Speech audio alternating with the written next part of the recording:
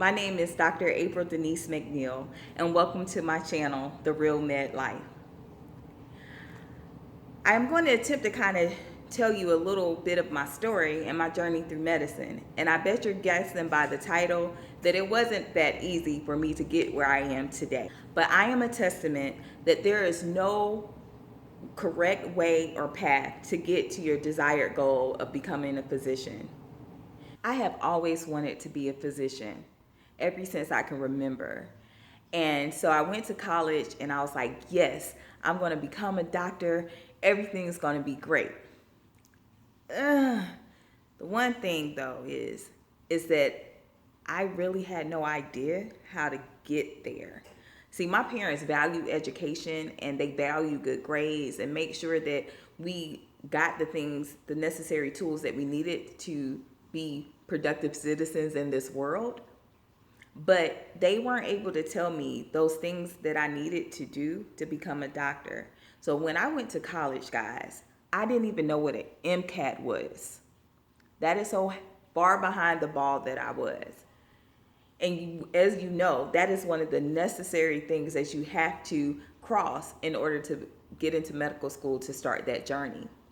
So I took the MCAT. Nonetheless, my scores were terrible, and I did not get into medical school outside of undergraduate.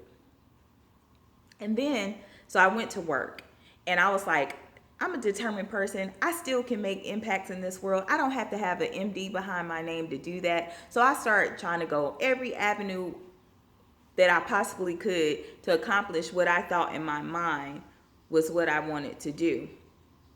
But I had many people that were strategically placed in my life to encourage me to go back to where my heart desire was and to follow that path again, even though that path was going to be rocky and it was going to be hard. So I got back on track. I started after this MCAT again. I took Kaplan courses. I was doing everything. And I took the MCAT again. And my score actually went down from when I took it in undergraduate school. And to make this long story short, I took the MCAT, I think 4 to 5 times before coming to another turning point in my life. And each time my score maybe went up 1 or 2 points, and I could never really make any headway on getting my MCAT score up. So I finally got into the summer program, and this honestly was the first time I felt like that I really put some concerted effort towards studying. And I did really well in the program, but yet I took the MCAT again, guys, and it just was no bueno. And so I just really got discouraged, and I was like, oh my gosh, maybe this is not the path for me. Maybe I'm not made for this. Maybe I don't have the intellect to really survive this type of curriculum. I don't know. What is it? So I got this opportunity again to go to a pre-matriculation program. It was a sweet deal. All you had to do was get, I think it was either A or B in 2 medical school courses. If you got that grade, then you will automatically matriculate into their institution. So it was, I think, physiology and neuroanatomy. I was rocking in this, guys. And who missed your neuroanatomy grade by 2 points? Your girl right here. And finally, I was like, something is not right. And I need to reevaluate truly what are my mishaps of why I'm not getting where I need to be and making headway with this exam. So I just continued to be me. I worked and I started volunteering. And I recognized at that point that there were more issues behind the scenes to why I couldn't succeed going forward. And that's when I had a real girl moment and did some true self-evaluation. And I looked at myself and I said, April, you've always had over a 4.0. You've always done good grades, but to be honest, you lack the fundamental skills that it takes to build upon to do well on this exam. And you need a little bit more intervention than just taking this test over and over and over again. So I was volunteering, and I actually met this woman, and her husband was a physician, and she told me about a post-bac program. Guys, I called.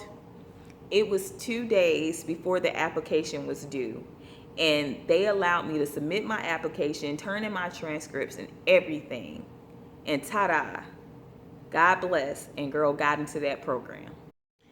So that's when there was a major turning point in this whole journey.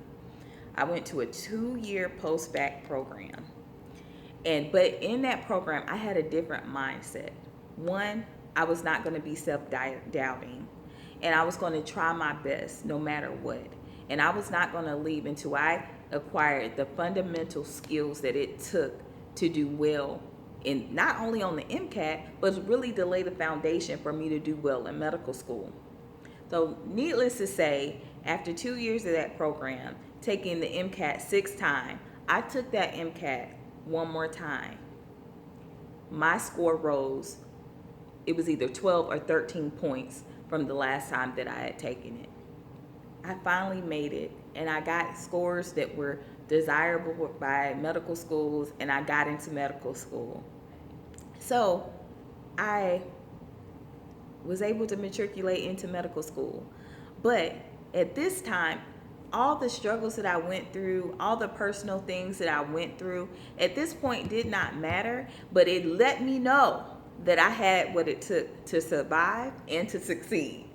But one thing that I will say that was different in medical school than it was for my pre-medical journey was that it was a lot smoother because I didn't kid myself. I did constant self-evaluation, and I made sure that I had what it took to do well. The step board exams were a little bit better for me than the MCAT. Didn't have to retake those, thank the Lordy. And also like those subjective exams and things that we took after each rotation, passed them.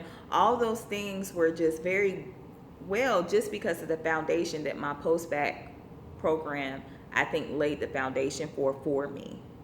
And you fast forward in this 4th year, and now you're submitting your applications and you're going on these interviews. You go to interview, you might not have got some of the ones you wanted, got some you were surprised that you got, and then you go. And then the month of March happened. Now, after all the things that I've gone through, I still had so much anxiety around this because I felt like my journey was so hard. I was like, this part is not going to be easy. And I was already preparing myself, I have to be honest with y'all, to get like somewhere 3rd or 4th down my list, on my match rank list. And I came to match day and I was nervous, was crying. Sister girl don't like to cry. And I opened that envelope, and I think that I was in so much shock that I didn't even recognize for the first 10 seconds that I was blessed to match in my number 1 choice. And I was so excited. And you look at all these things and you're like, I've gone through so much. It's taken me 10 years to even start medical school. I'm in my 30s. All these things are going through your head. But then you recognize all the things that you did, all the struggles you went through, all the things that you sacrificed to get to this point has all worked itself out. And I was excited and I was blessed. And now I'm smooth sailing on my way to graduation. And I can just honestly say this was probably one of the best days of my life. And I was truly blessed. And it was just great to have family and friends just to support me. On graduation, I had so many family and friends to come from my home state and around where I went to medical school just to come. And I was just blessed to be around people that literally got me through and got me to where I was that day. And it comes to the end of graduation, and I'm so excited. I'm with my classmates. Everything is so great. And my classmates and my institution honored me and gave me the best award ever at our institution. One student gets it every year at graduation, and this year it was me. Do you know how much that really impacted me and validated that God meant for me to go through what I've gone through? Because He meant for me to be Dr. April Denise McNeill. And no struggle that I've ever gone through mattered at that moment. So that was a very, very, very brief recap of my journey, and it's so much more intricate than what I was able to articulate today. But I really truly hope that this helps someone who may be struggling with accomplishing their goals and things may not be working out in the way in which they thought that they should, to give them encouragement that all things are working together for your good, and just be persistent, be patient, and be diligent, and those things will work out for you. And please stay tuned for upcoming videos that I have planned in order to really kind of help the next generation of medical students, and including residents that are coming up behind me. I'm going to do a follow-up video on this one about the things that I learned from this journey and the key areas and things that you can do to help succeed in your journey.